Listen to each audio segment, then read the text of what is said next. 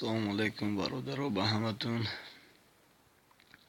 این یک طرز نواختنی همخ در تلفن نو موزیک کدوم موزیکای معقول باشه و بتونی